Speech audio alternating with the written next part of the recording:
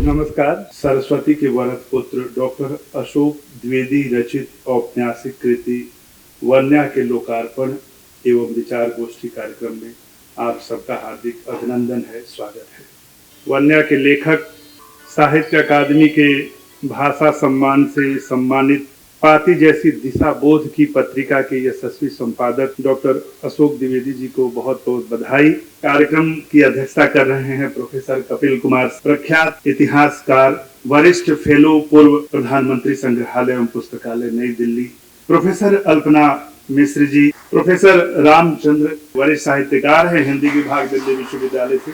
विश्व भोजपुरी सम्मेलन के अध्यक्ष श्री अजीत दुबे जी हैं, भोजपुरी समाज के अध्यक्ष हैं। डॉक्टर ब्रजेंद्र त्रिपाठी सुप्रसिद्ध साहित्यकार हैं और समकालीन भारतीय साहित्य के संपादक हैं। स्वागत है, अभिनंदन है इस कार्यक्रम में। और अब हम सीधे लोकार्पण की ओर आगे बढ़ते हैं, लेकिन उससे पहले सबको आमंत्रित कर रहा हूँ दीप प्रज्वलन के लिए। आप आए और दीप प्रज्वलन कर।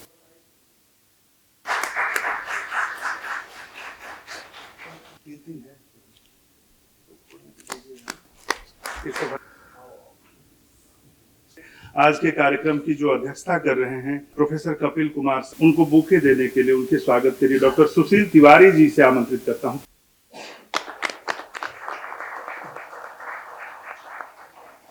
प्रोफेसर अल्पना मिश्र मैम के स्वागत अभिनंदन के लिए डॉक्टर सांत्वना को आमंत्रित कर रहा हूं। आए।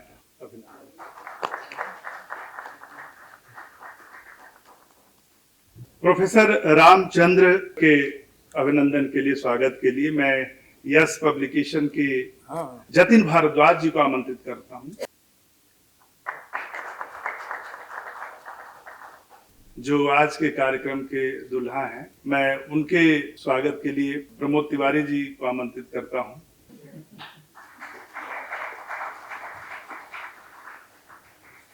हमारे बीच देश के सुप्रसिद्ध कवि श्री बुद्धिनाथ मिश्र जी हैं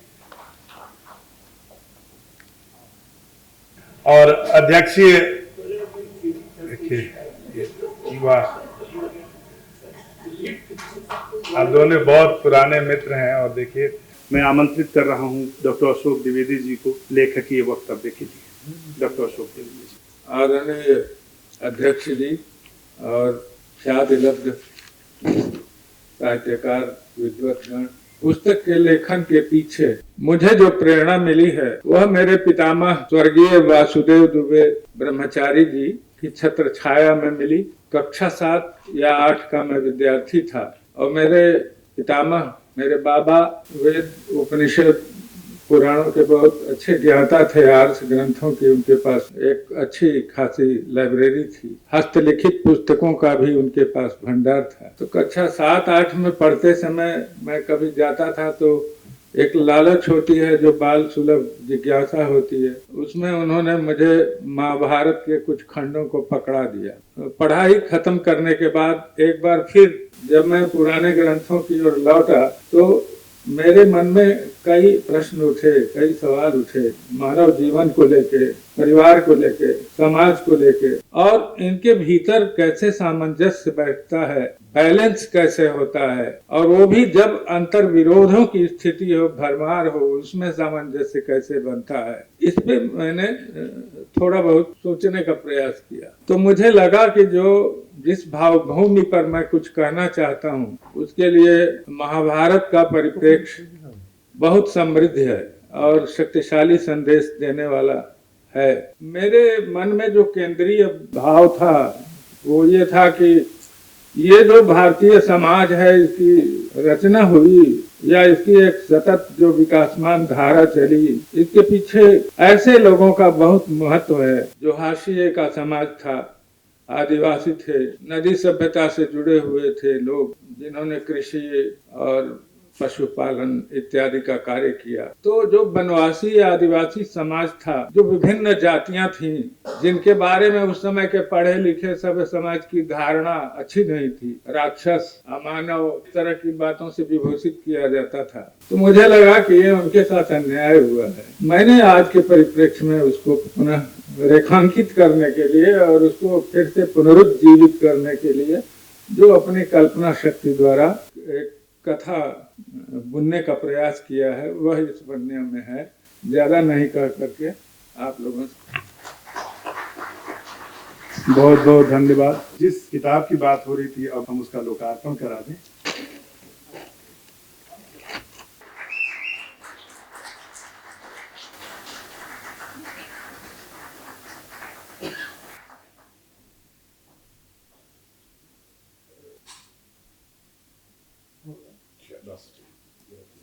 धन्यवाद। अब विषय प्रवर्तन के लिए मैं आमंत्रित कर रहा हूं डॉक्टर सुशील कुमार तिवारी जी।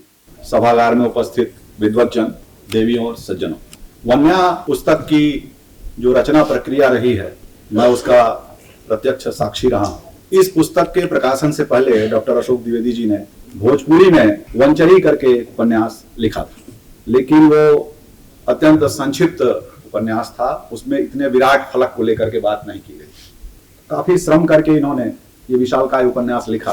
साहित्य में और समाज शास्त्र में एक चर्चा बहुत समय से चलती रही है कि इतिहास और साहित्य का क्या संबंध हो सकता है। क्या जो साहित्य है वह इतिहास की श्रेणी में आएगा? क्या उसे ऐतिहासिक स्रोत के रूप में लिया जाएगा या उसे सिर्फ कोरी कल्पना कह करके काम चला लिया जाएगा? अब जरा हम अपने परंपरा में जाएं तो देखें कि जो प्राचीन भारत का इतिहास लिखा गया है वो बिना साहित्यिक स्रोतों के लिखा ही नहीं जा सकता। और साहित्य की जो परिपाटी है वो हमारे यहाँ उसका फलक बड़ा विस्तृत है।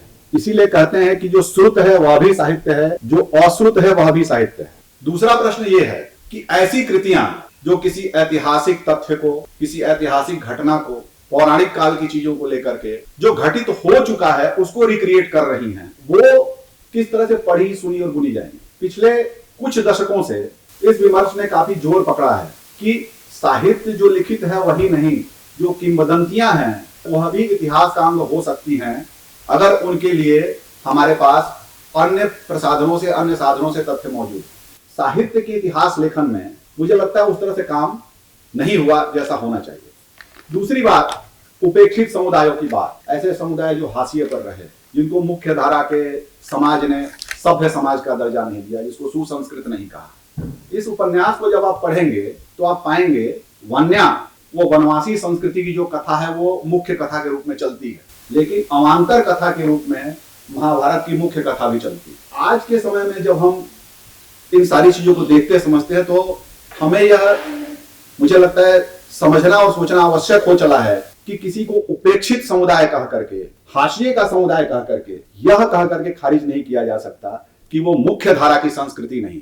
रामायण और महाभारत ये दो ऐसे ग्रंथ हैं जो अपने समय और समाज के पूरे वितान को बहुत व्यापक रूप में व्यक्त करते हैं। द्विवेदी जी को ये लगा द्रौपदी पे तो बहुत लिखा गया, गांधारी पे भी बहुत लिखा गया, कुंती पे भी लिखा गया, लेकिन एक पात्र यह भी तो थी, हिडिंबा या हिडिंबा, और उससे जुड़ करके उस पूरे वनवासी समाज का जो उस समय का परिदृश्य था वह भी तो था। मुझे इसके बारे में लिखना चाहिए, इसलिए उन्होंने उसको केंद्र बनाया, लेकिन उसके माध्यम से तथाकथित सभ्य समाज की बहुत गहरी आलोचना की है इस पुस्तक में। और कहीं कहीं तो ये पात्र ऐसी टिप्पणियां करते हैं जिससे लगता है कि ये हस्तिनापुर में जो चल रहा है या जो इंद्रप्रस्थ में चल रहा है, इसको ये किस रूप में देख रहे हैं, इनकी क्या भूमिका है, वो अपने को हाशिए पर रखते हुए भी उसके अंदर जाना चाहते। आप ये देखिए कि जहां जहां इनकी आवश्यकता पड़ती है उनको महाभारत के युद्ध में उनका प्रयोग होता है। कर्ण के महाशक्ति से बचने के लिए घटोत्कच का प्रयोग महाभारत के युद्ध में होता है। घटोत्कच भी वीरगति को प्राप्त होता है, अभिमन्यु भी वीरगति को प्राप्त होता है। दोनों महान योद्धा थे, लेकिन जो स्थान घटोत्कच को मिलना चाहिए वो स्थान घटोत्कच को क्यों नहीं मिला? क्योंकि वो तथाकथित सभ्य समाज उसको हाशिए के समाज का नायक मानता था। अब एक ऐसा समय आ गया है जब हम समाज के स्तरीकरण को पृथक करके नहीं समझ सकते। हमें उनको समझने के लिए बहुत ही सहजता से पहले उनके अंदर प्रवेश करना हो, जैसा कि इस कृति में द्विवेदी जी ने प्रवेश किया। और जब हम सहजता से उसमें प्रवेश करेंगे तो हम पाएंगे कि सभ्यता, संस्कृति, देश, विश्व के विकास में उनका भी एक बहुत बड़ा योगदान रहा है। तो मैं द्विवेदी जी को बहुत बहुत धन्यवाद देता हूँ। बहुत बहुत धन्यवाद। बहुत सारे ऐसे अनसंग हीरोज हैं, गुमनाम नायक हैं, जिन्होंने बहुत बड़ा काम किया। इतिहास में नहीं आते हैं, लेकिन फोकलोर में, वो लोक में वो बसे हुए हैं, उन पर काम करने की जरूरत है। तो एक बार फिर से लेखक को बधाई। और अब हम आज के जो हमारे मुख्य वक्ता हैं प्रोफेसर रामचंद्र, वरिष्ठ साहित्यकार हैं, जेएनयू में भारतीय भाषा केंद्र नई दिल्ली। मैंने इस उपन्यास को पढ़ने के बाद, पूरा नहीं पढ़ा, मैं कुछ फुटकर में पढ़ा, मैंने सोचा कि साहित्य शास्त्र की प्रविधियां तो बहुत देखी मैंने, लेकिन कोई ऐसा उपन्यास भी हो सकता है जो पूरी उपन्यास जगत को परखने का उपकरण बन जाए। भाषा के स्तर पर, शिल्प के स्तर पर एक कवि, एक कहानीकार, एक आलोचक, एक संपादक, भोजपुरी और हिंदी में आवाजाही, और एक ऐसा व्यक्ति जो अपने जीवन काल में बैंक में नौकरी किए हों और साहित्य की दुनिया के समक्ष एक ऐसा औजार दे दिया हो कि आप इस नजर से, इस दृश्य से यहाँ खड़े होकर देखो, तब महाभारत और महाभारत के पात्र समझ में आएंगे। जिसका नाम हिडिंबा से हिडिंबा, जितने नाम हो सकते हैं इस वन्या उपन्यास में हमारे कथाकार ने नाम दिया है, उस हिडिंबा या हिडिंब जो राज्य है या वह वन है या वह हिस्सा है जहाँ पर लाक्षागृह से बच निकलने के बाद जहाँ शरण मिलती है, उस शरण स्थली का महाभारत में क्या योगदान है, यह इस उपन्यास से पता चलता है। इतनी वेदना, इतनी पीड़ा उस विनाश लीला में, इस हिंसक उस कृति के अंत में, उसमें से कोई उम्मीद, कोई आशा, कोई ऐसा चित्र ढूंढ लाना जो किसी और के लिए न्यौछावर कर दे। वचनबद्धता जो है इस महाभारत की जो अनीति है, जो नीति है, उस अनीति के रूप में देखने का जो दृष्टिकोण विकसित किया गया इस उपन्यास में, वह अद्भुत है।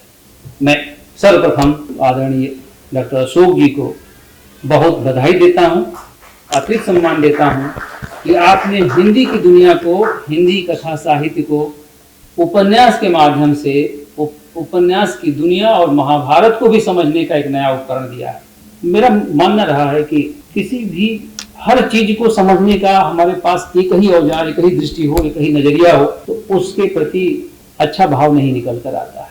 आदरणीय द्विवेदी जी ने उस सीमा को अतिक्रमित किया है या उस बंधन को खोल दिया है। यह उपन्यास हमें बाध्य करता है कि हम अपनी दृष्टि को बदल दें और हिडिंबा जैसी या हिडिमा जैसी वीरांगना को फिर से पुनर्जीवित करके एक नया मानक रखा है, उन मानकों के आधार पर इनको परखा जाए। इसमें एक मुझे जो बहुत प्रेरक लगी और जो मैं साहित्य शास्त्र की दृष्टि की बात कर रहा हूँ कि एक उदाहरण बस दूंगा, ज्यादा नहीं, कि कैसे वचनबद्धता जो है रामायण में भी है, रामचरितमानस से लेकर के महाभारत में भी है, उसको पुनर्निरीक्षण करने का काम इस कृति में हिडिंबा के माध्यम से कुंती की वचनबद्धता को याद करते हुए किया गया है। यह नया है और मुझे लगता है कि यही नयापन साहित्य के लिए एक नया साहित्य शास्त्र है। इस संदर्भ में बात कर रहा था।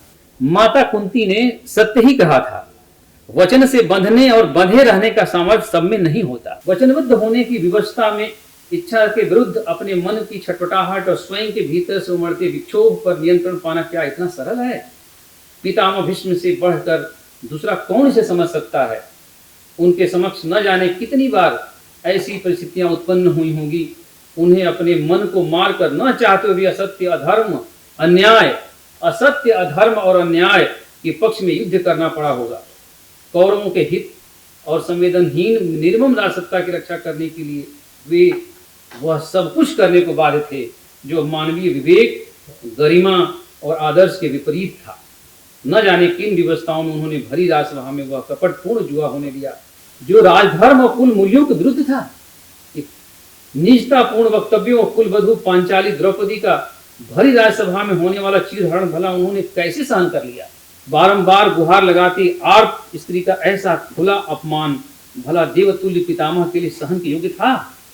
पांडवों के प्रति निरंतर होते जा रहे कपटपूर्ण आचरण, धूर्तता भरे व्यवहार और अन्याय को क्या पूर्ववंश के रक्षक पितामह नहीं समझते थे? वचनबद्धता के कठोर बंधन में क्या उनकी निरीता ने आचार्य द्रोण, कृपाचार्य, विदुर आदि को भी निरीह नहीं बना दिया था?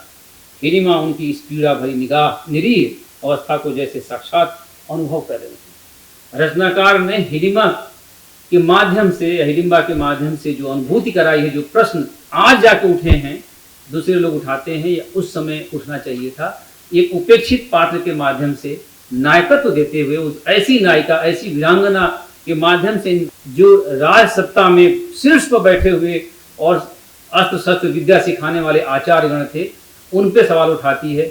ऐसे उपेक्षित पात्रों के माध्यम, ऐसे पात्र के माध्यम से इतने विशाल साम्राज्य को खत्म होने की लीला देखती हुई उन लोगों के मौन को सवाल करती है, उन मौन के खिलाफ, और उनको प्रश्नांकित करती है। ऐसा रेखांकन काव्यमय कर दिया जैसे कि एक नई दुनिया रचने का काम किया इस उपन्यास ने। पुनः आपको नमन और वंदन करता हूँ। बहुत बहुत धन्यवाद।